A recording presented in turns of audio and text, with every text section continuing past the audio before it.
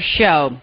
We're going to talk about another aspect of vagina power, and I've been thinking about this a lot.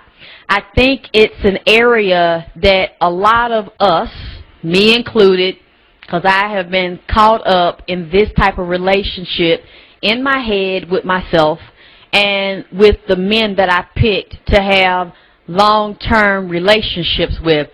A lot of times we as women are not team players.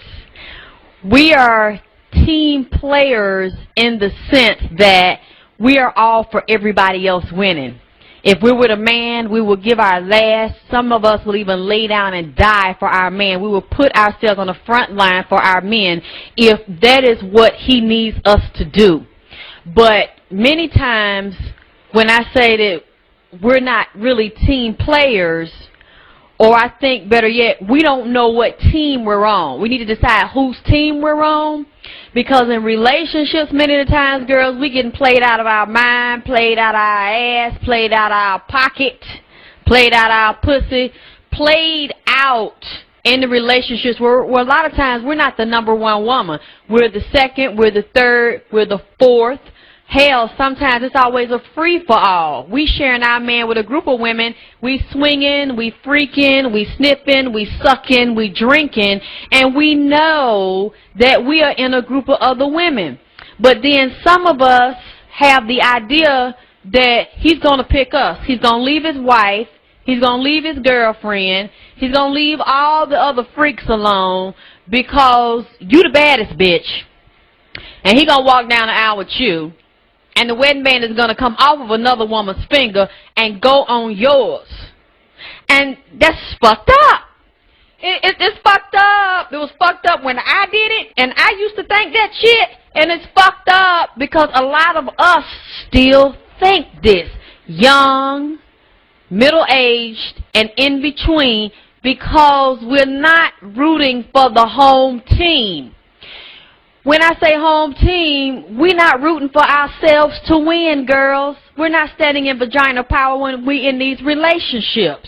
Many times we are out trying to not choose, but we're trying to get chose. We are getting involved in relationships with men, and we know they belong to somebody else, or we know the man is a hoe when we meet him, but we think we're going to change him. Yeah, I know he a hoe now. I know he like to run the streets, but I'm going to fix that. I got something for that. See, many times we listen to other women tell us that we can change him, give it a little time, we can mold him, we can fix him, we can get him to see things our way. And we're not playing on our own team when we feel like that about a man that already got a woman at home. See, this is what we need to know.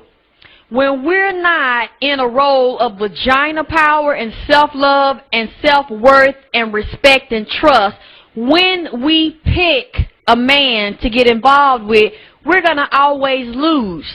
Now, see, if you know, I don't care if you find out once you slept with the man that the man got a wife, the man got a girlfriend somewhere, you know that to begin with, then you need to realize not only who team you playing on, ladies, but you also need to know your role.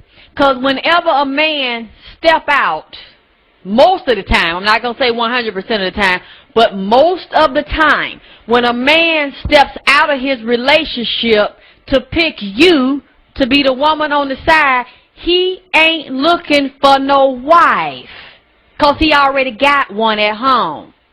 Now, they tell us, I'm not happy at home, she ain't sucking my dick right, she ain't fucking me, or she done stopped fucking and stopped sucking, or she half sucking and half fucking. Whatever the reason they told you, they stepped out, they lying. Especially if they're telling you that they are looking for another woman because they tired of the wife they got and they pay all the bills and pay her car note and got her a brand new house and she don't work and she still don't appreciate it. So he through with her, he ready to leave her. He looking for somebody else because he don't want to put up with this shit no more. Really? No, he's looking for somebody to blow him and screw him. Because, see, when men go outside of their household, most of the time, after they talk all that shit, The bill still paid at home. That same woman they say they cannot fucking stand, that get on his goddamn nerves, that he can't wait to get away from. He making sure that woman that he said so nasty, so fat, used to be fine on her wedding day. Now she ain't fine no more. She ain't freaking no more. He makes sure that woman that makes him so miserable got a nice place to stay with a nice roof over her head, warm clothes, heating and air, plenty of food, in a safe neighborhood, whether she working outside the house or whether she working him in the bedroom or not. But see, we don't look at that because we ain't playing on the right side of the field. We really not sure what our role is and what our agenda is. See, men know what their agenda is, and they know who they looking out for.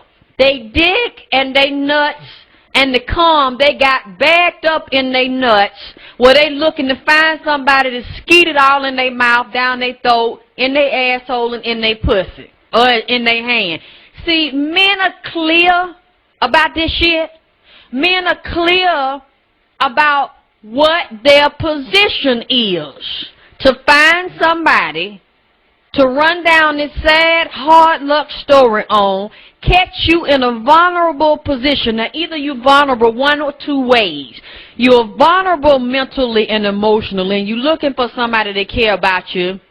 So, and you didn't find that out at home. You didn't find it with the other relationships that you had.